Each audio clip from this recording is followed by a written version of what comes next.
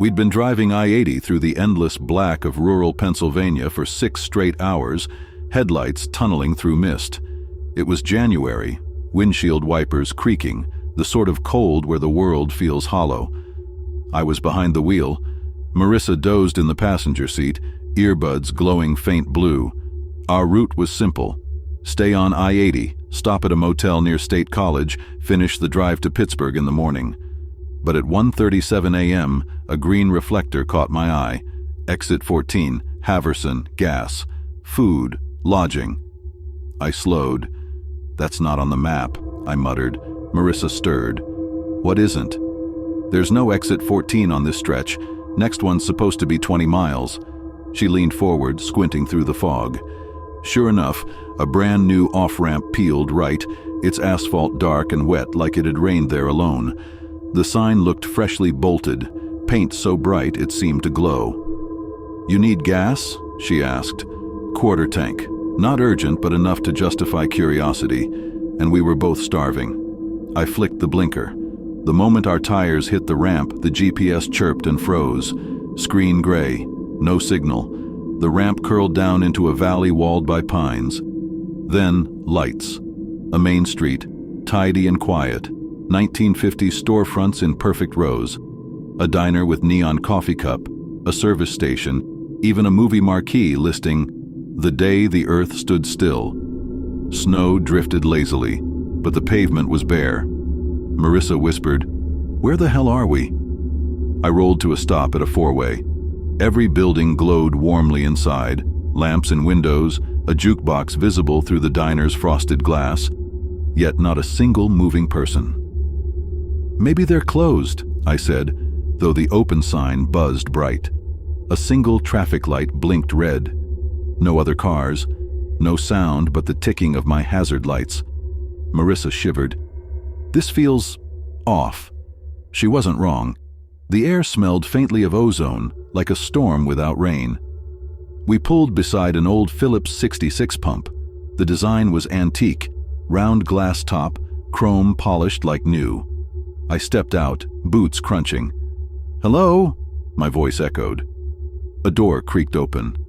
An attendant emerged, coveralls spotless, face hidden under a brimmed cap. He walked with mechanical calm and set the nozzle into my tank without a word. "Thanks," I said, trying to break the silence. "What town is this?" "Haverson." The man tilted his head like the question was unfamiliar. When he finally spoke, the words came slow and flat. "Road's long tonight." A chill climbed my spine. "Yeah, it is." He tightened the cap, nodded once, and turned back toward the station. I glanced at the meter. No numbers moved. Yet when I started the engine, the gauge read full. Marissa hissed, "Let's go, please." I didn't argue. We retraced our route, or tried to. But the four-way intersection now had 5 roads. The diner we'd passed seconds ago was gone, replaced by a shuttered hardware store with windows papered black. "Did we take a wrong turn?" Marissa's voice shook. I circled twice. Each time the layout changed. Shops swapping places like pieces on a board. Streetlights flickered in patterns, almost deliberate. Finally, a new sign blinked on ahead. Interstate 80, east, with an arrow. I gunned it. The ramp climbed sharply. For an instant the world went dark, headlights reflecting on nothing but fog. Then, wham, we were back on I-80, the familiar rumble of the highway beneath us. GPS reconnected, reading mile marker 172, exactly where we'd been before taking the exit. "Did we just circle back?" Marissa asked. I checked the clock.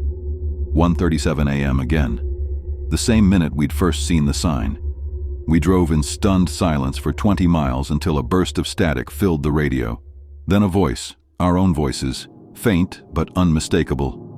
"Road's long tonight." I twisted the dial. Static. The voice repeated slower, layered with something like a distant echo. "Long tonight, long tonight." Marissa's nails dug into the armrest. "Tell me you heard that." I killed the radio. We said nothing more until we reached the motel. I've driven the length of Route 281 so many times I could trace it blindfolded. It cuts through 3 states, 2 mountain ranges, and miles of black ice farmland. Truckers call it the Spine, long, straight, and lonely.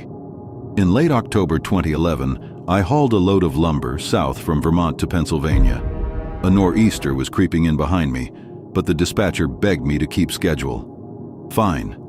One more overnight run. I thought I knew every bend of that road.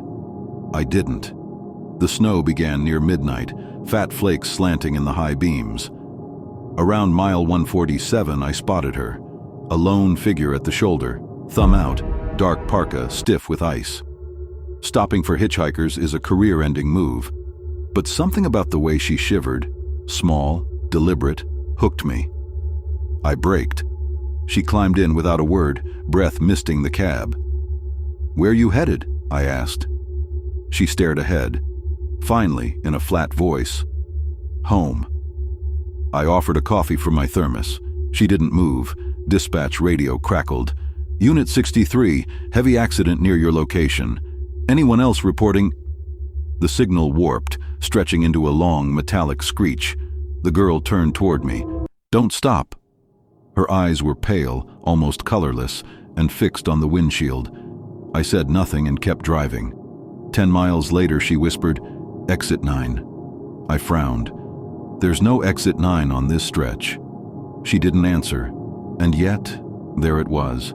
A ramp I'd never seen, sign half buried in snow. 9, Old Willow Road. Against every instinct, I took it.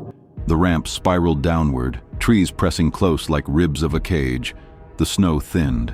No sound but the engine and a faint humming, almost a lullaby.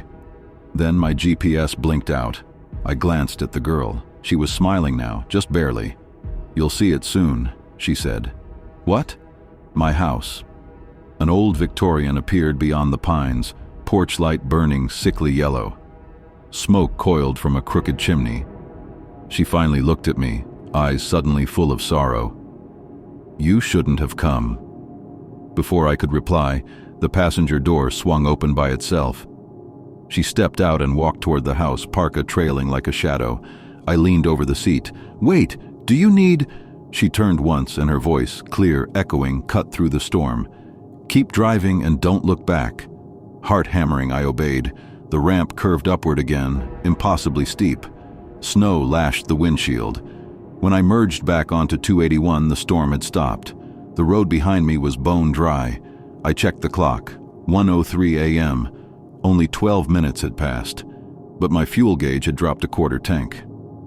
At the next truck stop, I asked about Old Willow Road. The cashier went still. "That road washed out in '78, she said.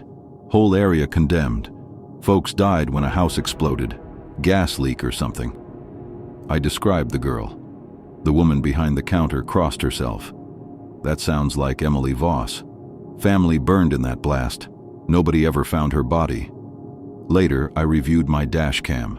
The footage glitched to black from 12:47 to 1:03 a.m., exactly the window of the encounter. The GPS history? Blank.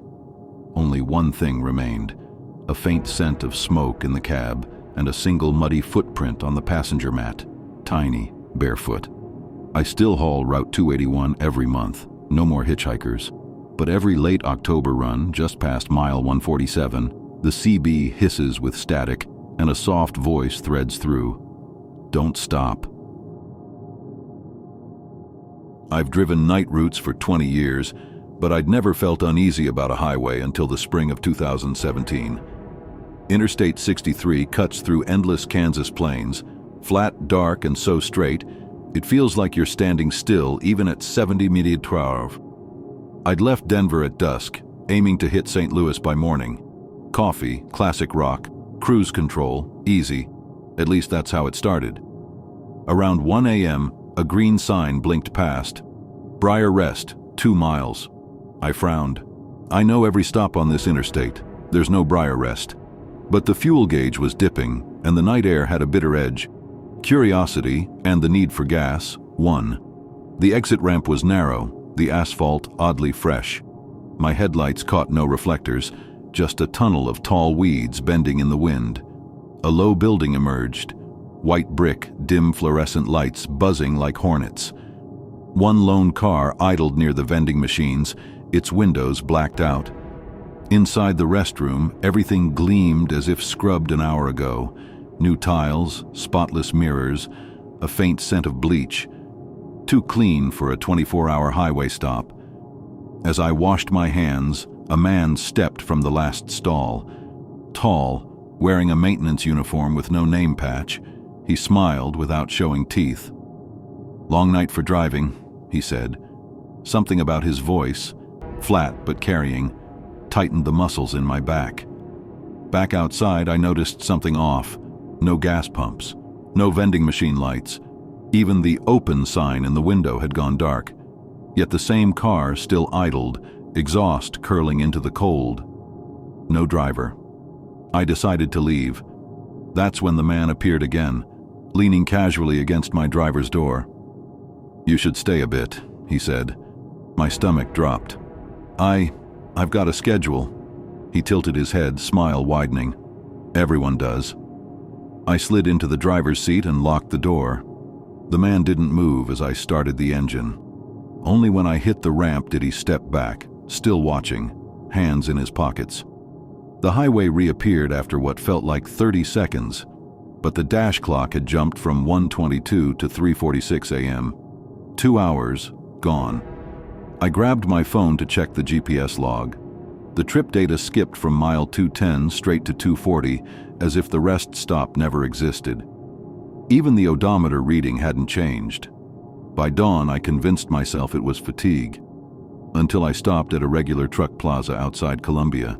The cashier noticed something on my jacket, a small square sticker I'd never seen, white, with a single word in block letters, Briar. When I tried to peel it off, the paper disintegrated into ash. Back home, I spent days scouring maps and DOT records. No Briar Rest anywhere in Kansas or Missouri. Old forum threads mentioned a Briar service area that closed after a chemical fire in 1989, 20 miles from mile 212. The entire structure was supposedly demolished. One post claimed travelers still lose time if they follow a phantom sign. The last update was dated the same night I drove through. A week later, my doorbell rang at 1:22 a.m., the same time I'd first exited. Nobody stood on the porch. But on the welcome mat lay another sticker, white, block letters. This time it read, "Stay. It's been years." Every so often, driving late, I'll glimpse a green highway sign in the corner of my vision, letters flickering like a bad bulb. I never read it anymore. I just keep the wheel straight and my eyes on the clock. Because if I slow down, if I even think of pulling over, I can almost hear a flat, steady voice just behind the engine hum. "Everyone does.